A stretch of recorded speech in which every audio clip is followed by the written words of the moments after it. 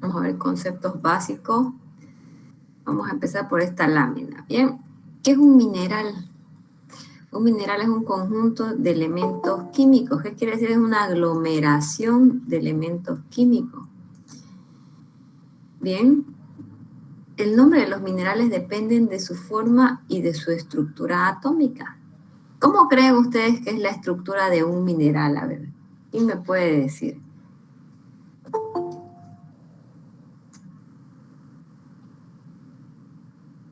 Sólida. Sólida, ya, muy bien. Entonces, si es sólida, entonces, ¿cómo sería la estructura? ¿Sería compleja o sencilla?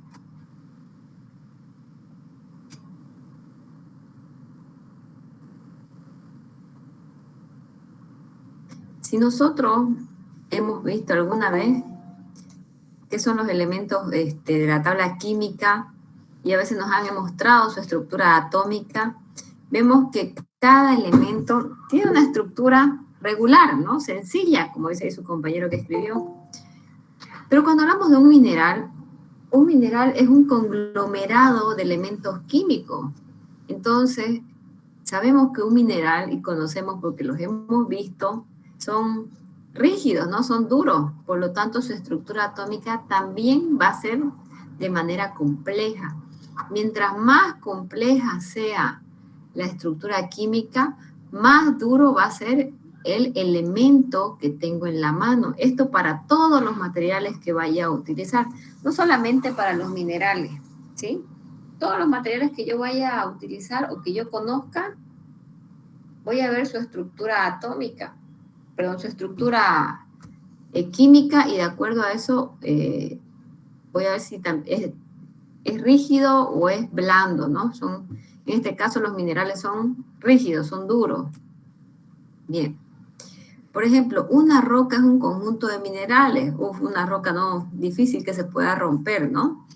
Entonces, si los minerales es un conjunto de elementos químicos, la roca es un conjunto de minerales mucho más rígido, ¿no? Bien, el nombre de la roca depende de su génesis y del contenido en minerales. Bien, entonces, ¿qué decimos? Primero vamos a hacer un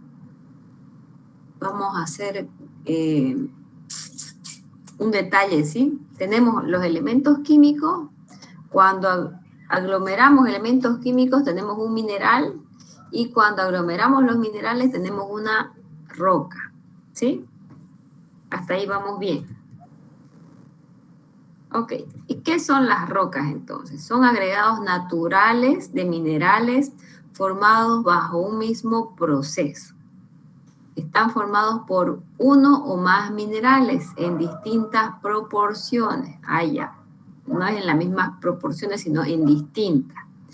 Dice, en la litósfera se pueden distinguir 3 tipos de rocas, bien, las cuales se diferencian de acuerdo al proceso de formación. Nos habla de proceso de formación. ¿Qué tipo de proceso puede tener una roca para formarse? ¿A qué estamos expuestos normalmente nosotros en el medio ambiente, ¿no? Estamos expuestos a la luz, al sol, a la lluvia, al viento. Bueno, lo mismo pasa aquí con los minerales, ¿no? Vamos a ver los tipos de rocas. Las rocas pueden ser ígneas o magmáticas, ¿ya? ¿Qué es el magma? ¿Quién sabe qué es el magma? La lava. La lava. Muy bien, Alberto, gracias. Bueno, todos conocemos, hemos visto en películas, ¿no? O en algún libro o en alguna historieta el magma. Bien, ígneas o magmáticas quiere decir que dice, informa sobre el comienzo de la Tierra. Bien. El magma sabemos que es la lava y la lava sale del volcán del centro de la Tierra. Bien. Dice, sometidas a altas temperaturas en el centro de la Tierra, parecen una masa fundida y con incrustaciones de cristales. Bien. Entonces tenemos las rocas ígneas o magmáticas que están formadas por el magma, la lava. Bien. Aquí tenemos, esta roca normalmente es el granito, por eso es que el granito es tan caro. No sé si alguna vez ustedes han querido comprar granito. De hecho, la universidad en los módulos tienen pisos de granito. ¿Por qué tienen pisos de granito y no tienen cerámica? A ver, ¿quién me responde?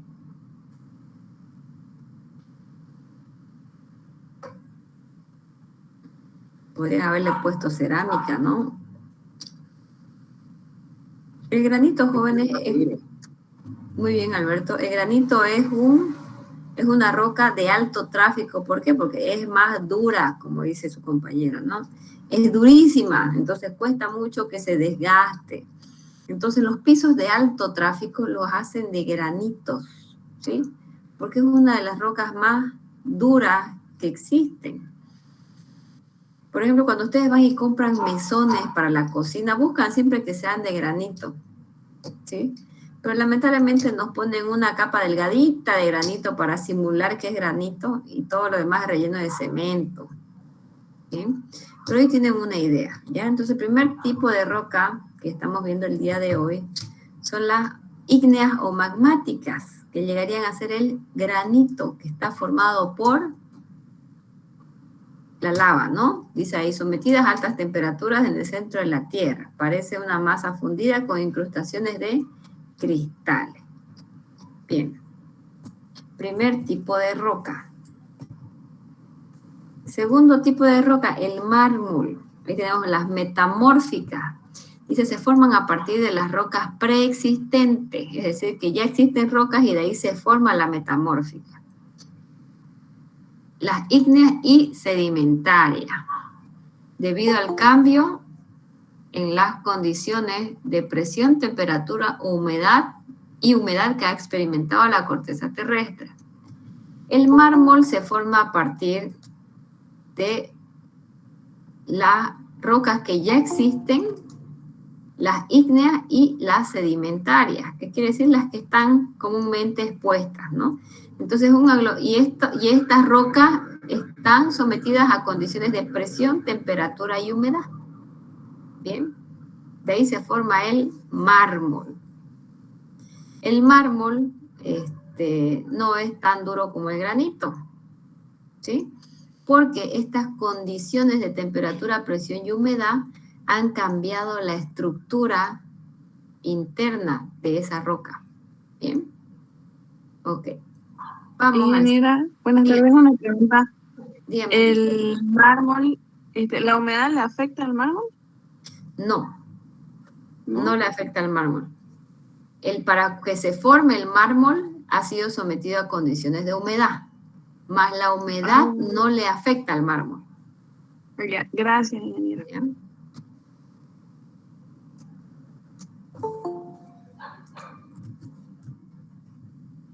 Luego tenemos las rocas sedimentarias, ¿sí? Las sedimentarias se registran el paso del tiempo, son aglomerados de porciones de diferentes minerales y también forman fósiles. Esta piedra es la caliza, que es fácil de romper, ¿sí? Entonces vemos tres tipos de rocas, las ígneas o magmáticas, vemos la metamórfica y las sedimentarias. Nuevamente, las magmáticas están formadas por la lava, ¿sí? Y incrustaciones de cristal. Las metamórficas están formadas por otro tipo de rocas, como ser las ígneas y las sedimentarias, que han sido sometidas a temperatura, presión y humedad. Y finalmente las sedimentarias, que son aglomerados de diferentes minerales y también forman fósiles. ¿Bien? Esa es la piedra caliza. Y esta piedra caliza es mucho menos rígida y es fácil de, vamos a decir, de partir, de destruir, de romper. ¿Bien? Entonces tengo el granito, el mármol y la caliza.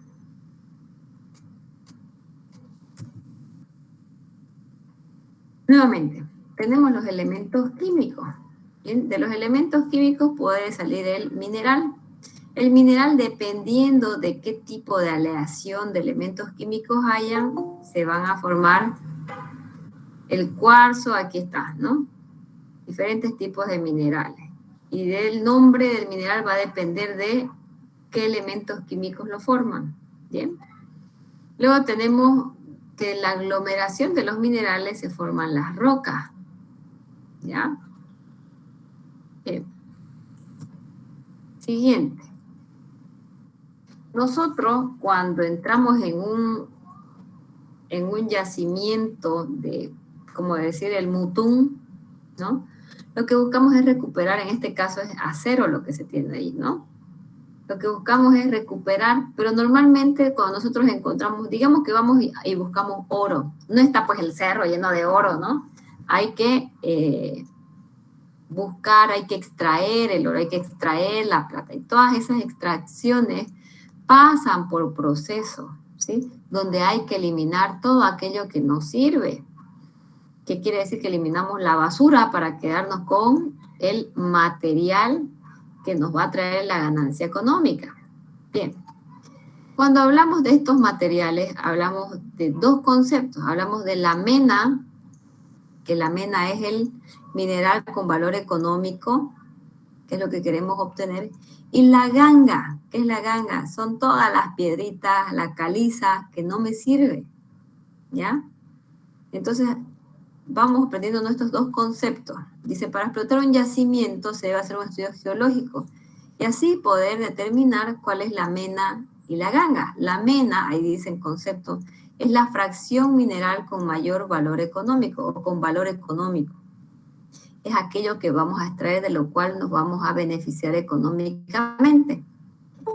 Y la ganga es lo que nos sirve, ¿sí? Es el resto, la tierra, la arena, las rocas, lo que hay ahí rodeando el mineral precioso. ¿Bien? Dice, en las menas, el mineral y la ganga se encuentran íntimamente asociados, por lo que deben realizarse procesos físicos y químicos para separarlos. Jóvenes, ¿alguno de ustedes alguna vez ha visitado una mina?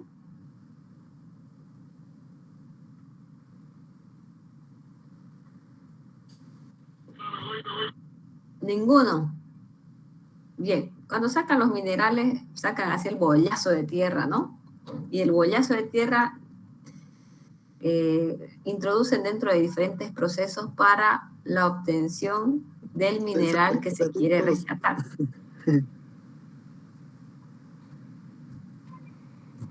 Bien, vamos con el siguiente. ¿Cuáles son las características de los minerales? Los minerales son formados natural o artificialmente, ¿bien? Son inorgánicos. ¿Qué quiere decir? Que no se desintegran.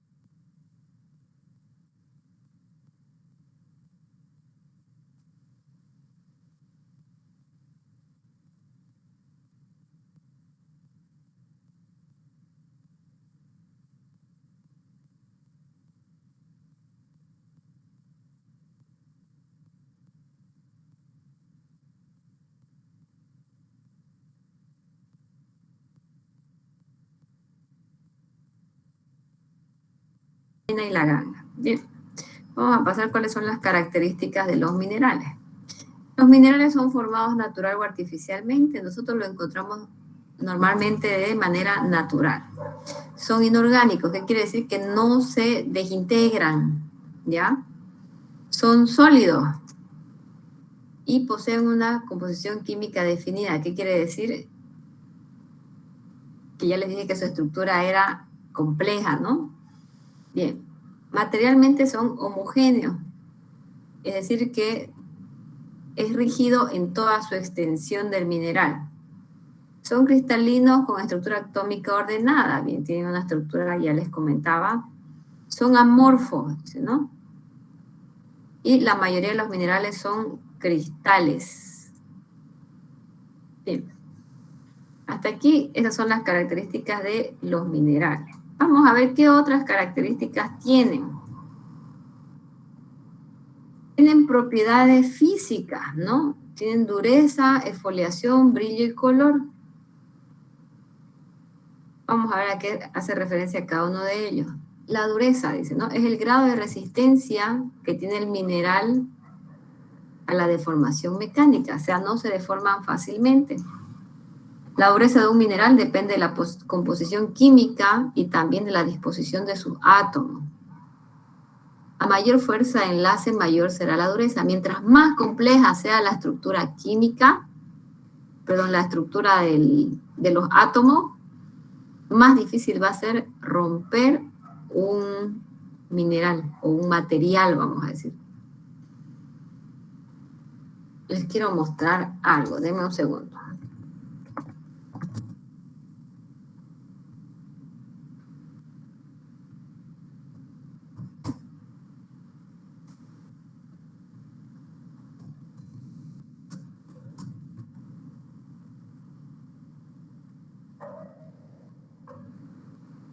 Por ejemplo, me van a decir si pueden ver un video, ya les quiero proyectar un video.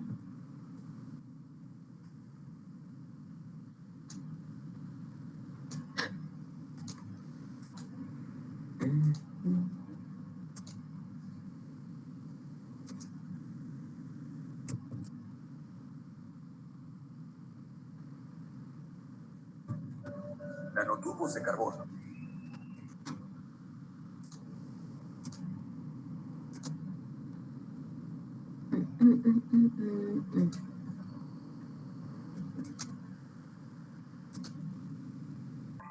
Que tienen nanotubos de carbono. En el mundo de la química se le denomina nanotubos a las estructuras tubulares que tienen el diámetro de 1 nanómetro. Hoy estaremos hablando un poco de estos, pero en específico de los nanotubos de carbono.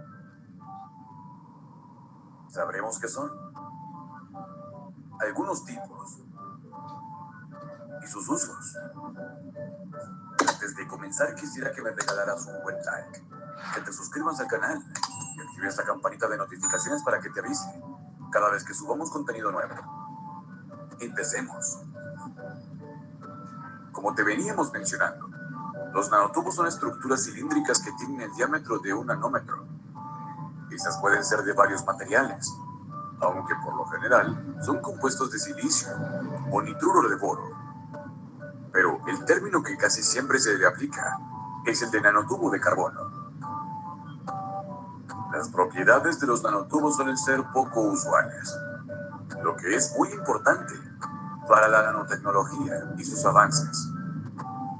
La geometría interna y el diámetro dependen de la lámina original y el grado de enrollamiento. Tipos de nanotubos. De pared simple.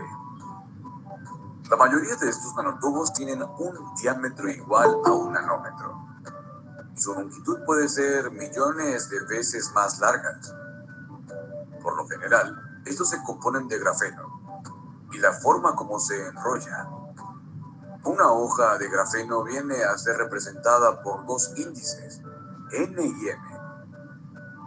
Esto determina la cantidad de vectores o unidad a lo largo de 2 direcciones, en lo que viene a ser el panel de red cristalino del grafeno.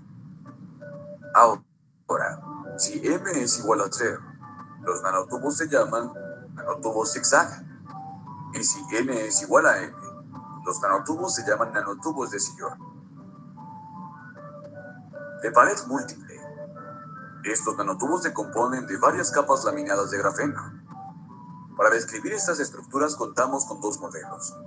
En el modelo que se conoce como el de la muñeca rusa, el grafito está dispuesto en varios cilindros concéntricos, lo que quiere decir que dentro de un nanotubo más grande hay otro nanotubo de diámetro más chico.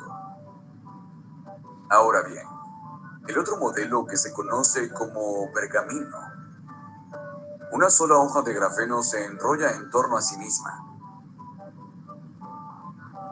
También tenemos otros tipos de nanotubos, como lo son nanotubos grafenados, nanotubos dopados de hidrógeno, vaina, PEDPOR, nanotubos de copa apilada, nanotubos de carbono extremos, de arquitectura tridimensional, Nanoyema.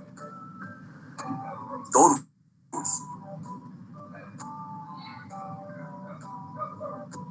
Aplicaciones biológicas de los nanotubos de carbono. Hay que tener en claro que los nanotubos son nanomateriales que pueden tener una gran diversidad de aplicaciones, en las que se incluye terapia fototérmica, imagen fotoacústica, administración de fármacos y otras aplicaciones en el mundo de la biomedicina. Pero los nanotubos tienen un problema, y que de hecho es el principal que presentan, y es que el tipo de nanomateriales tienen una muy poca disolubilidad en el agua. Esto además de la toxicidad. Eso ha aplicado una modificación en la composición de los nanotubos, con la finalidad de hacerlos más dispersos en el agua, lo que directamente se relaciona con la biocompatibilidad de los mismos. Ahora, en las aplicaciones biológicas podemos encontrar la combinación de algunas moléculas biológicas, como es el caso del ADN y carbohidratos. Estos se pueden unir de manera covalente con los SWCNT funcionalizados. El proceso se logró mediante la oxidación. Posterior a esto, se podrían hacer otros procesos químicos y biológicos que lleven a unir esto con algunos polímeros, lo que significa un gran avance para la biotecnología, ya que las propiedades de los SWCNT y los polímeros pueden ser modificadas. Y hasta aquí el video de hoy. ¿Qué te ha parecido? Déjanos saber tu... Bien.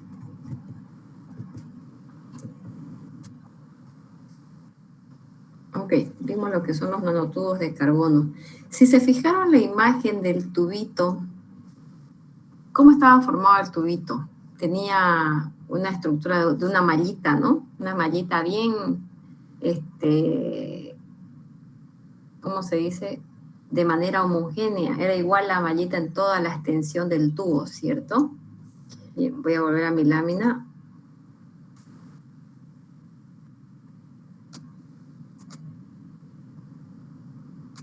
Bien. Dice, a mayor fuerza de enlace, mayor será la dureza del mineral. Una de las propiedades del nanotubo de carbono es su dureza, ¿ya? Está hecho de carbono, pero es un nanotubo de carbono, ¿sí? Está hecho de carbono, simplemente que el carbono cambió su estructura para formar el nanotubo, y su estructura se volvió más compleja, ¿sí? Entonces, al ser la estructura más compleja, la vimos ahí el tubito y vimos una mallita, ¿no? Esa mallita es la estructura que tiene, y al ser tan compleja es que no se puede romper, cuesta mucho romper. Y eso es lo que quiero explicar aquí. A mayor fuerza de enlace, ¿sí? Vieron que están agarrados de los átomos, mayor será la dureza del mineral. Eso les quería mostrar. Más adelante vamos a ver un poco más del carbono. Es larguito el tema del carbono. Bien, la dureza se determina por medio de una escala. La escala de Mohs, ¿sí? La dureza tiene una escala de 10 niveles. En cada nivel, vamos a ver ahora a continuación, hay un mineral que lo representa. Vamos a ver en un momento. Dice, ¿no? El mineral del nivel superior de la escala puede rayar todos los minerales inferiores de la escala. ¿Qué quiere decir? El que tiene mayor nivel es el más duro, ¿sí? Y el más duro puede marcar o rayar al más débil. Eso nos quiere decir. La dureza también es un mineral. Dice, la dureza de un mineral desconocido puede averiguarse rascando entre sí una cara con un mineral que sea conocido. Bien, vamos a ver aquí. Tenemos la escala de Mohs. 1 es el talco y 10 es el diamante. Todos sabemos que el material más duro que hay es el diamante, y el diamante puede rayar todos los que están para atrás, ¿no? Yo no conozco qué es el coridón ni el topacio. Conozco el cuarzo, conozco la calcita, el yeso y el talco. Todos los demás los desconozco totalmente, ¿sí? Pero como vemos aquí, los han clasificado según su dureza. ¿Bien? Entonces, dentro de la escala de Mohs, 10 en dureza es el diamante y 1 en dureza sería el talco, ¿no? Bien. Otra de las propiedades físicas de los minerales es la foliación, ¿sí? ¿Qué es la foliación? La foliación es el tipo de ruptura que presenta el mineral cuando es sometido a la influencia de fuerzas mecánicas. Los planos de foliación representan las direcciones en que los enlaces se unen a los átomos. Son relativamente débiles. La foliación, jóvenes, si ustedes se fijan en los minerales, es la porosidad que tienen. Si su porosidad si tienen muchos poritos, quiere decir que los enlaces son débiles, ¿sí? Y que podemos romperlo fácilmente. Pero si hay un mineral que no tiene poro, está difícil de romper. Entonces podemos decir que la conexión de los enlaces también es compleja. Eso nos quiere decir la propiedad física de la foliación. Nos habla de la porosidad del material. El brillo es la capacidad de brillar del mineral, ¿no? O de reflejar una luz. Tenemos brillo metálico, que es el oro, brillo semimetálico, que es el aluminio, y brillo no metálico, que es la sal de mesa. La sal de mesa, para los que no saben, es un mineral. Y los colores los da la composición de los elementos, ¿sí? Aquí tenemos un mineral idiocromático, ¿sí? Está producida por la presencia de iones metálicos, dice, ¿no? Bien. Entonces tenemos la azurita y la malaquita. Otra vez, material idiocromático. Está producida por la presencia de iones metálicos de elementos de la serie de transición en los cuales los orbitales 3D no están completos. Bueno, vamos a decir que tienen iones metálicos, ¿sí? Otro color mineral son los alocromáticos. Los alocromáticos son cuando hay impurezas, impurezas que confieren determinados colores a minerales generados incolor, ¿bien? Como el caso del berilio. Aquí tenemos, si se dan cuenta, tenemos los alocromáticos. ¿Ustedes qué mineral alocromático conocen? Yo sé que conocen uno. ¿Cuál es?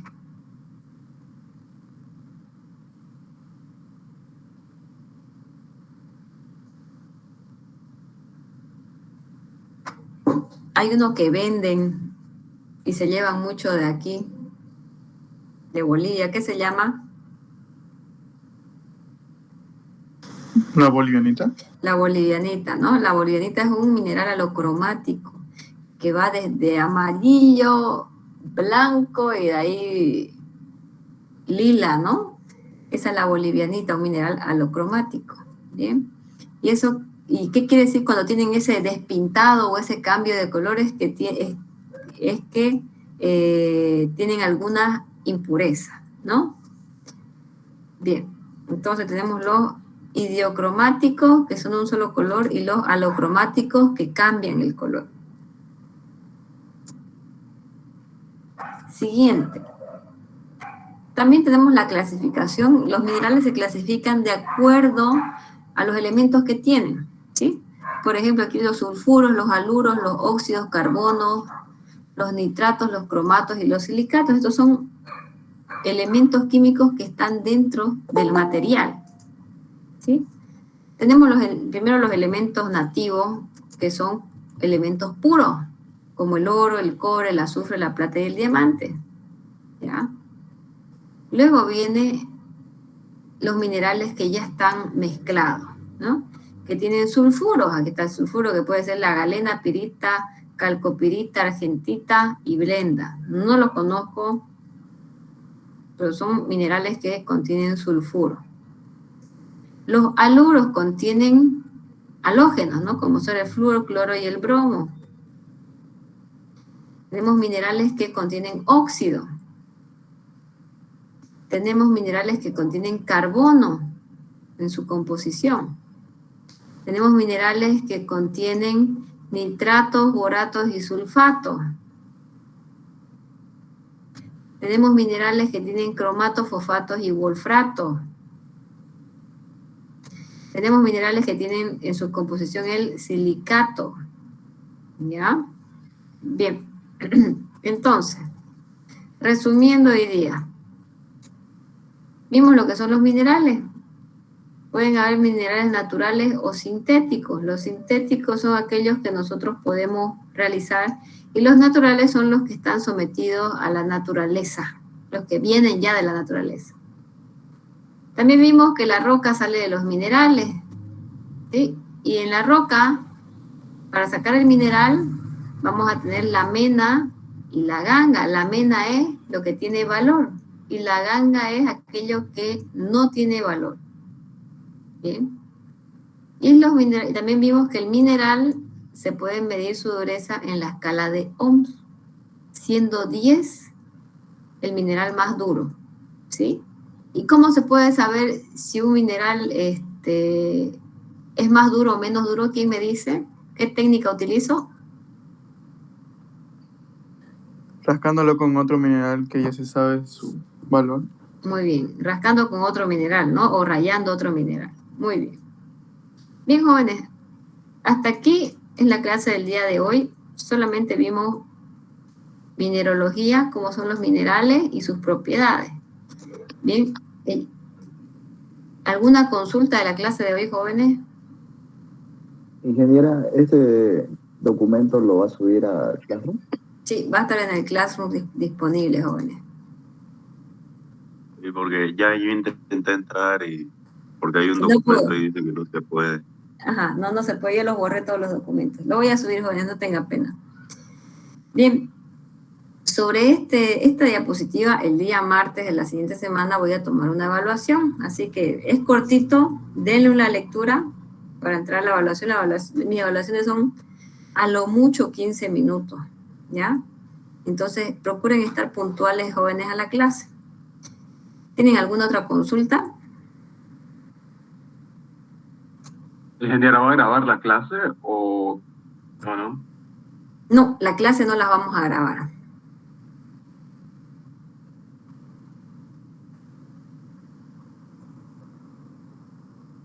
¿Más consultas? Bien. Entonces, con eso vamos a acabar el día de hoy, jóvenes. Nos vemos el martes. Sean puntuales para la evaluación. Que tengan buenas noches. Ingeniera, ¿va a ser todo por aquí virtual o va a ser por mediante Classroom? Todo va a ser virtual. Todo por este medio. Ya. ¿Ya? Gracias, jóvenes. Gracias, ingeniera. Buenas Buenas noches. noches.